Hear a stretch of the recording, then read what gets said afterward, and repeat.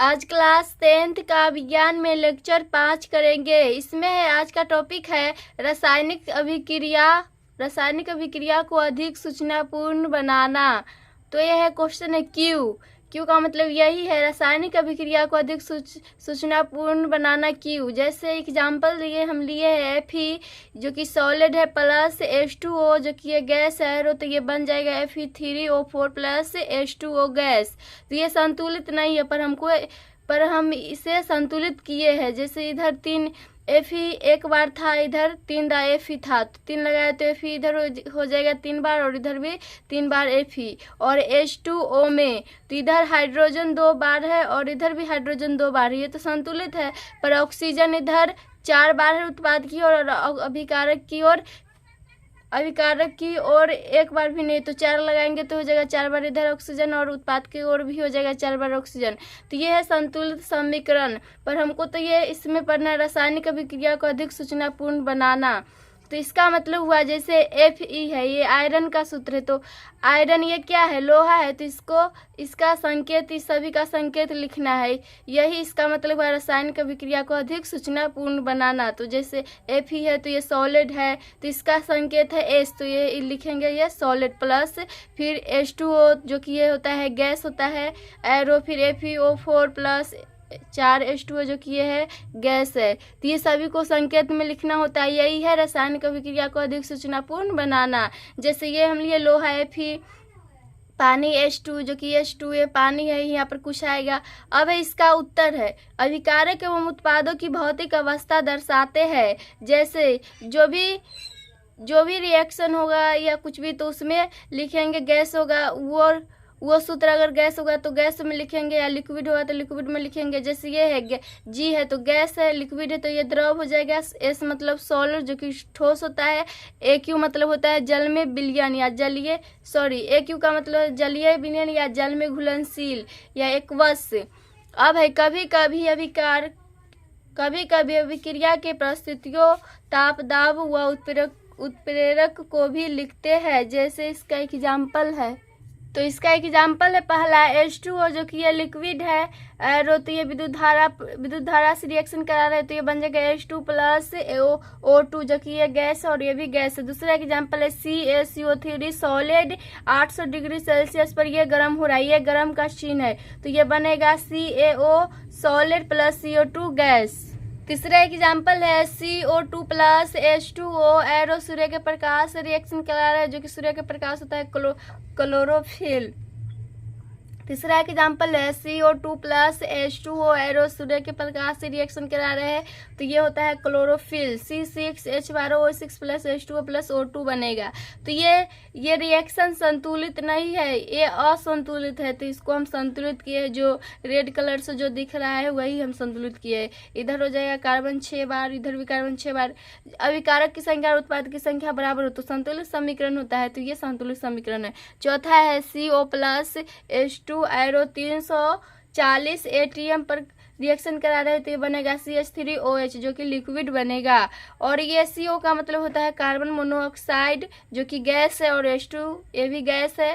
अब है अगला टॉपिक रासायनिक अभिक्रिया के प्रकार।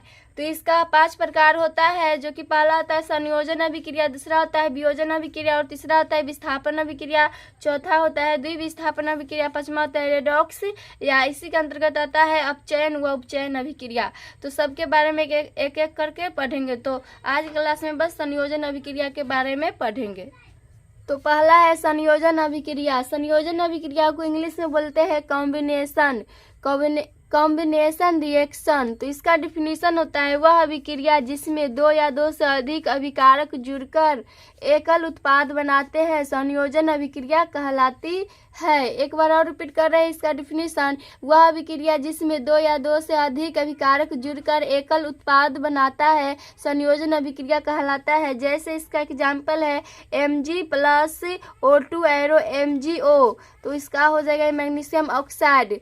तो इसका इसका डिफिनीशन है वह अभिक्रिया जिसमें दो या दो से अधिक अभिकारक, तो ये है दो या दो से अधिक अभिकारक जुड़कर एकल उत्पाद, तो ये एकल उत्पाद बना रहा है, तो ये हो जाएगा संयोजन अभिक्रिया के एग्जाम्पल। या तो दो भी ले सकते हैं और उससे अधिक भी ले सकते हैं, इसका मतलब ये हुआ। दूसरा एग्जाम्पल है H2 और ये संतुलित नहीं था तो ये संतुलित की है। दूसरा है H2 plus O2 arrow H2O liquid, तो इसमें भी दो अभिकारक है, दोनों जुड़कर एकल उत्पाद बना रहे हैं H2O जो कि ये लिक्विड है। तीसरा एग्जाम्पल है H2 plus Cl2 chlorine arrow HCl बनाएगा, तो ये सब असंतुलित है पर इसको हम संतुलित किए हैं। चौथा एग्जाम्पल है CaO solid plus H2O liquid arrow CaOH2 aqueous. CaO का मतलब है बिना बुझा चूना या कली या कैल्शियम ऑक्साइड, इसी का ये सब नाम है। और ये है CaOH ट्वाइस है, ये बुझा हुआ चूना है, तो इसमें भी दो अभिकारक है जो कि जुड़कर एकल उत्पाद बना रहा है CaOH ट्वाइस एक्वस। पांचवा एग्जाम्पल है sodium plus oxygen arrow sodium oxide, तो इसमें भी दो अभिकारक है, दोनों जुड़कर एकल उत्पाद बना रहे हैं, तो ये संयोजन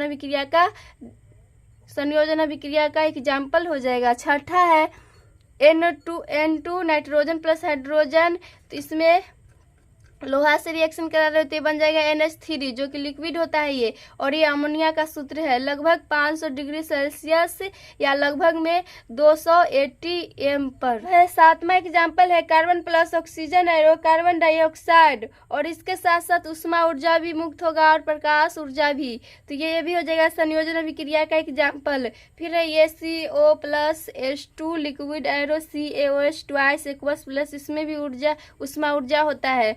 अब है ये CaOH ट्वाइस, तो इसका मतलब हुआ ये पुताई होता है दीवारों पर प्लस CO2 गैस जो कि वायु में होता है, तो ये रिएक्शन होगा तो CaCO3 बन जाएगा, जो कि इसका ये होता है सफेद रंग का सूत्रिका या कैल्शियम कार्बोनेट प्लस H2O जो कि लिक्विड होता है। अब है CaCO3 solid plus H2O liquid plus CO2, ये तीनों के साथ करेंगे तो ये बनेगा CaHCO3 ट्वाइस एक्वस जो कि होता है कैल्शियम हाइड्रोजन कार्बोनेट। तो इसमें देखिए दो या दो से अधिक अभिकारक है, दोनों दो या दो से अधिक अभिकारक जुड़कर एकल उत्पाद बना रहा है, जो कि ये है CaHCO3 twice aqueous calcium hydrogen carbonate. तो ये है संयोजन अभिक्रिया का एग्जाम्पल। अब अगले क्लास में संयोजन अभिक्रिया के प्रकार पढ़ेंगे।